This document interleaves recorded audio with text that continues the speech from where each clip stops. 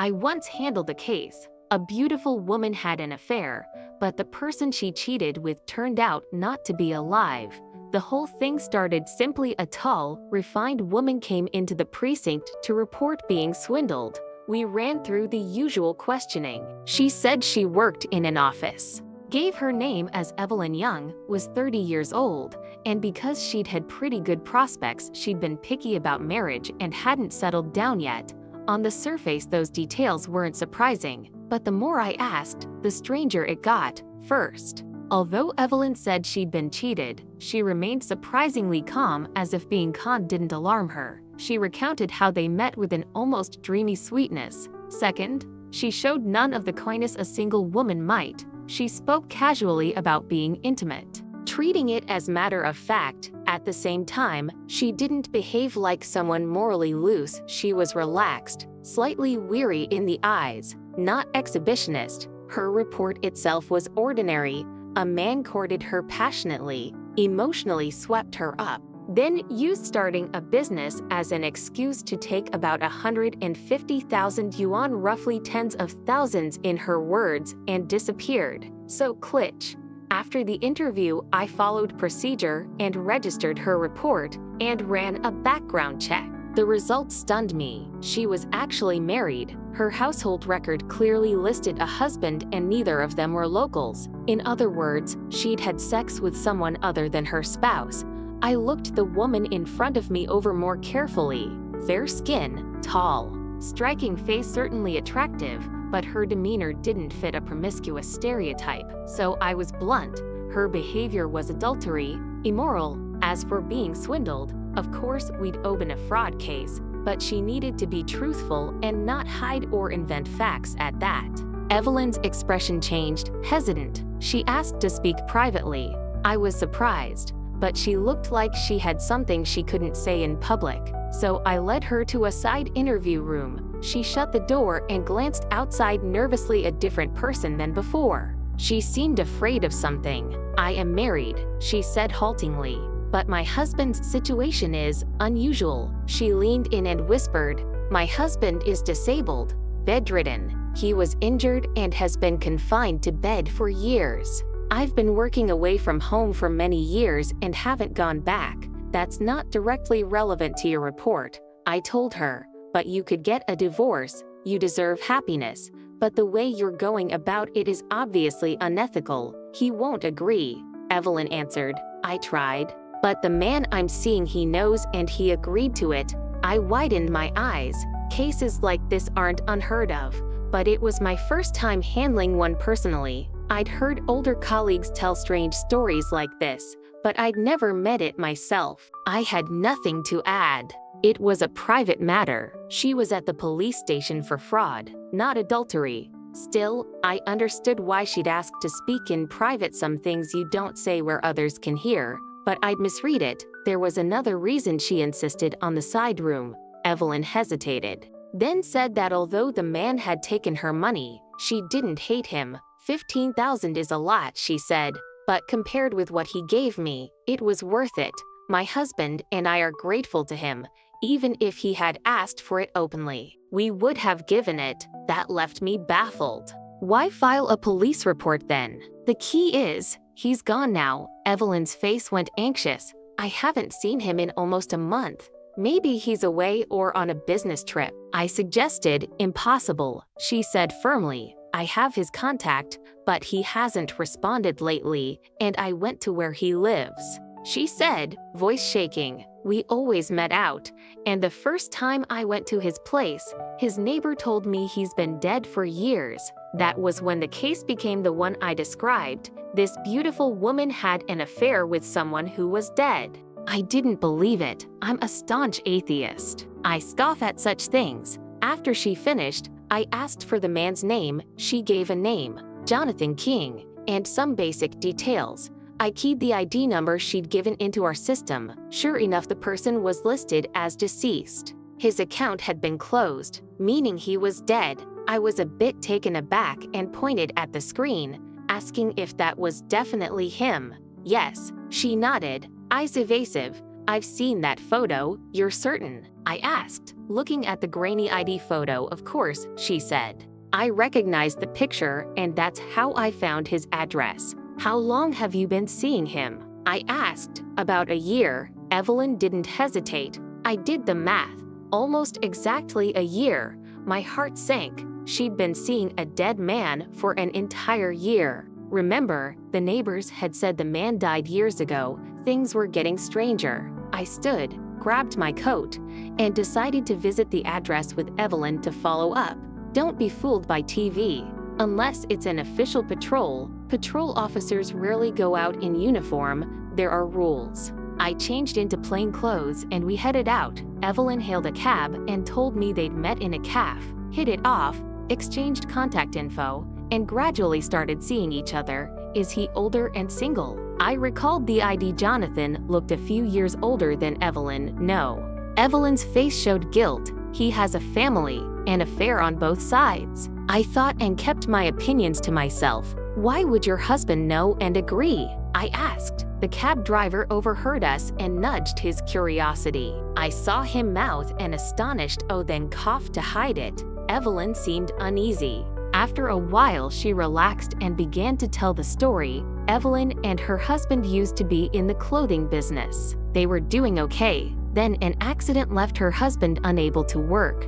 Evelyn could have kept the business afloat, but her husband needed constant care. They had some savings, so she gave up the business to care for him. Her husband felt that such dependence wouldn't work long term. He urged her to go work. They didn't have children, so the burden wasn't huge yet, but he was worried they'd be exhausted if things continued. She hesitated, but he insisted. So Evelyn entrusted her husband to his parents and went to a nearby city to try to make a living. Evelyn was striking. In her hometown, she was famous as a beauty. In the big city, she had more admirers, but she had been modest and faithful still. Living alone in a strange city gets lonely. Emotional loneliness is the hardest. That's when Jonathan appeared. At first, she kept him at arm's length, but they got along. Jonathan was polite and respectful. Their early meetings were restrained. That made her relax and stop being so guarded. She still felt guilty about the emotional infidelity and told her husband about Jonathan. Her husband was uncomfortable but resigned. He loved her and didn't want to force her. He told her, "If Jonathan treats you well, do what makes you happy," but he couldn't bring himself to leave her. You could hear the sadness in that kind of acceptance. It went on for half a year. Then, during a call, her husband sighed and said, "If he's good to you, you decide. I can't make that choice. Forgive me." I felt moved. I didn't know what to say. Even the cab driver had gotten emotional listening. If I'd told him the woman had been involved with a dead man, I wondered how he'd react. Jonathan's place wasn't easy to find. It took nearly an hour from the station. The house was down a narrow alley, weathered and neglected. We finally got to the door and knocked. No answer. I decided to try the neighbor. An old man with a bushy head of white hair came out. His eyes were clouded but sharp. I flashed my badge. His expression softened a bit. "Do you know this man? He lived next door, right?" I handed over a printed ID photo. "Wasn't she here asking about him yesterday?" The old man said, fixing his gaze on Evelyn. "This is the police." Evelyn said timidly, "Can you tell us again what you told me yesterday?" "He's dead." The old man said bluntly, "He's been dead for years. What about the people who lived there?" I asked. "We just knocked and there was no one. They're gone," the old man said quietly. I forced myself to ask, "How?" "Car accident," he said. "A good family gone." Evelyn paled. The old man looked at her, then raised his voice. "Who are you? Why are you poking around here?" he demanded. I said we were investigating and left it at that. As we walked out, the old man watched us closely. "You only just found out Jonathan had a family from him?" I asked Evelyn. "Yes," she stammered. "He told me. He said Jonathan had a wife and kids." At the alley mouth, Evelyn suddenly grabbed my hand, her face crumpling. "Did I run into something? Am I cursed?" she asked. "Don't be ridiculous," I said, pulling my hand away from her cold palm. There's something odd, but there are no ghosts. We parted with instructions, leave a contact and don't go away. I'd follow up. Back at the station, I dug into Jonathan King's records. A few years earlier, Jonathan and his family were killed when their car was sideswiped by a drunk SUV. All three died at the scene. I confirmed with the traffic unit the crash report was clean.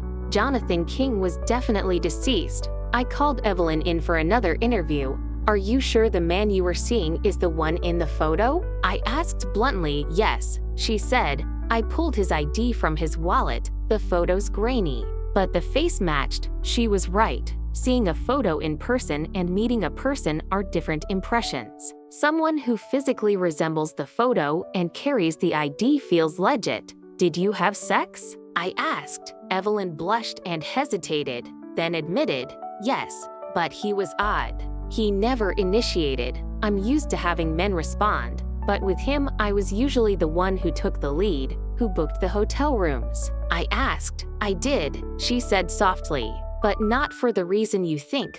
What do you mean, not for the reason? I pressed. He wasn't in it for sex, Evelyn said. Most of the time when we were together, he was caring and attentive. We talked more than we acted. I don't put much importance on sex anyway. Over the years we made money for his surgery and my husband's care, so losing that amount of money didn't devastate me. Wait, you said he told you he was starting a business and took the money? I asked. He said that, she admitted, but he didn't exactly steal it. I gave it voluntarily. He said he needed capital and would return it, so why report it? I pressed. Because he left, she said. He just vanished. She was clearly conflicted. She liked him, but thought he loved his family more. The situation wasn't simple. Days later, an old man turned up at the station and asked for me by name. Colleagues said he requested me specifically. And when I saw him, I recognized the neighbor, the white-haired man who'd been so sharp-eyed in the alley. He approached me with confidence. Remember me? He asked. Yes. I said, you told us about the family. He troubled me. Someone's been burning paper. My heart skipped. Explain. At night there's a woman at that doorstep crying and burning paper, he said, lowering his voice. My family's spooked. It's been happening for several nights. Around midnight there's burning and a little crying. It's creepy. I pictured a tall figure and told him I'd put a stop to it that night. He squinted. Can you guarantee it? I promised. As soon as he left, I called Evelyn. Her voice sounded tired. I asked, did you burn paper at Jonathan King's house? Don't do that, you're scaring neighbors. She screamed down the phone. What? Who would burn paper? Wasn't it you? I asked. No, I wouldn't do that. I'm not crazy. So I'd been wrong. Someone else was doing the ritual burning. Can I come with you tonight? Evelyn asked. I won't be at peace until I know. We agreed to meet at 9 at the station. That night it was pitch black and windy. Evelyn stood outside in black and muttered. I warned her to steel herself whatever we saw. She shouldn't panic. We caught a taxi and then crept down the alley. There were no street lamps. We crouched behind a parked car to watch the old black door. There were scattered ashes on the doorstep. The neighbor had not been lying. We waited, according to the neighbor. The ritual started near midnight. It was almost 11 when we arrived, so we had to wait. Evelyn was tense. She held my arm tight and didn't let go. Don't be nervous, I whispered. There are no ghosts. Has anyone called you recently? I checked my watch and asked casually. She shook her head. I called his number. It was on then off. Once there was breathing on the line, but no one answered. Breathing? I probed. Maybe it wasn't human, she said, voice trembling. Not human. There's breathing? I repeated. No, there's no such thing. Then Evelyn gasped. At the doorway, a dark shape had appeared, a black silhouette the height of half a meter. A flame began to flicker at first like a little lamp, then swelling into a ball of fire. A figure resolved in the flame, an old woman. Her face was a map of wrinkles, thin hands tossing sheets of yellow paper into the fire while she muttered. Hair fell across her eyes. She seemed frail but intent. Evelyn crouched like a cat, and I held her down. What's she doing? Evelyn whispered, "Burning paper," I replied. The question was, who was she burning them for? We watched in silence as the old woman fed the fire and wept, in the dark. The little flames and the soft crying were eerie. It felt like an incantation. Around 1 a.m., I stepped forward and patted the woman's shoulder. She startled, backing away and stepping into warm ash. I flashed my badge and said I was a police officer. At the mention of police, she shuddered, then mumbled that she'd come to pray. Pray for whom? I asked. Evelyn said the name as soon as the woman did. Jonathan King. The old woman wasn't praying for Jonathan alone. She murmured she was praying for the whole family. They sinned, she kept saying. Did they cause the crash? Evelyn blurted. No. The woman shouted. We never knew them. So why was she here? She said she was praying for her son. My son got tangled with those people, she cried. I came to pray and beg them to leave my son alone. A pattern was forming. We brought the woman to sit and catch her breath. Evelyn gave her water. The woman explained that her son had done something bad. He'd been involved with the dead man's family somehow. She'd come to do rituals to ask for mercy. A 3-night burning to inquire about the road ahead, rituals people perform when they think there's karmic retribution. We realized we had to find the man pretending to be Jonathan King. The next day, that man came to the station, accompanied by the trembling old woman. Evelyn saw him through the interview room glass and gasped, then nodded. I met him face to face. He looked haggard and ill, the kind of pallor you see in someone who's been unwell. But physically, he was large and solid. The look on him was strange, gaunt, as if he'd been drained. What's with this ID? I asked him, pouring water. He glanced at the old woman and said someone had given him the ID. Who gave it to you? I asked, why would anyone hand you someone else's ID? His name was Tom Walker. He said it was a fake ID. A fake? I repeated, incredulous. Why would someone give you a fake ID? Tom looked toward his mother and asked if she could step outside. She refused. Staring at him, a female officer had to coax her away. Tom spoke haltingly. He said he hadn't known the man was dead. If I'd known, I never would have done it, he said. A year ago, someone paid me to pretend to be him. Tom admitted, I'm not steady, I don't have steady work. When a man came to me and offered $10,000 up front, I was tempted. I'm over 40. I live off my mother. I thought, why not? Who hired you? I asked. A man in his 60s, Tom said. He told me not to ask questions. He said the woman's husband was paralyzed, so don't worry. I checked and it seemed true. I was asked to seduce a woman, and I thought, what a deal. You just agreed without asking why. I said, money. Tom said simply, I thought it was consensual. She wasn't being forced. I used my skills. I got in deep. I asked why Tom seemed disinterested sexually. Evelyn had said the man never initiated. Tom admitted that once he learned the man he was impersonating had been dead, he froze. He'd already won the woman's trust. She had kissed him. It felt real. And then one day she gave him money. He took it, too greedy to walk away. Didn't you think of leaving? I asked. I wanted to, Tom said, but I'd already taken money. When the woman gave me $15,000 more, I was done for. I wanted to return some of it later. I even gave the man who hired me $10,000 back. I wouldn't take that part. Tom's face collapsed when he described his symptoms. Dizzy spells, weakness, black spots in vision. He'd gone to hospitals and no cause was found. His mother had begun to panic when he nearly got hit by traffic in a daze. That's when she started the burning rituals. I probed further about the man who hired him. Tom said he'd been approached by an older man and promised a quick job. That led us to Frank Miller. When I confronted him, I felt a jolt. The resemblance between father and son was undeniable. Frank went pale when I asked if his son had been in an accident. Yes. The whole family is gone, he choked. It was a 3-person death, he said. My son hit them. They were driving normally. My son slammed into them from the side. The little one, my grandchild, died. Are you the one who hired someone to seduce the wife? I asked. Frank didn't deny it. I wanted to kill him. He said, I didn't have the guts. I couldn't. It would be a crime. But I needed vengeance. Getting someone to break his home and humiliate him seemed like the only way. He told me he had gone by their old house and plotted to attack but couldn't. He wanted the husband to know his wife had been seduced, to ruin him psychologically. He didn't expect the impersonator to find out the man was dead, or that his son's identity would be revealed. You didn't realize you were hurting an innocent woman, I told him. He muttered he knew, but he was ruined. His family had been destroyed and the courts couldn't make things right. He had spent the time in front of that empty house hoping to see them again. He said that's why he kept the place, because he wanted to see them.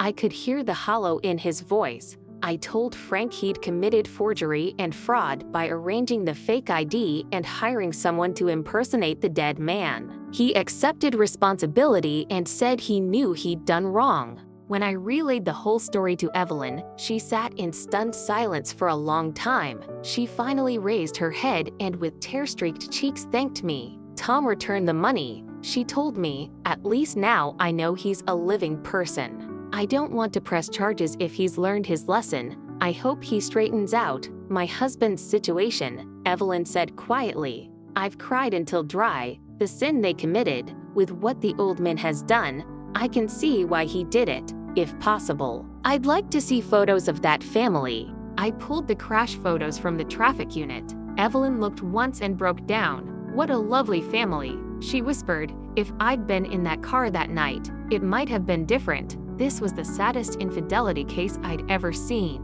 Many people don't realize that everyone must answer for their actions. Consequences don't always arrive immediately. They hide in the fine threads of daily life, and one small twitch can cause a storm. I hope kind people stay out of those centers of storms.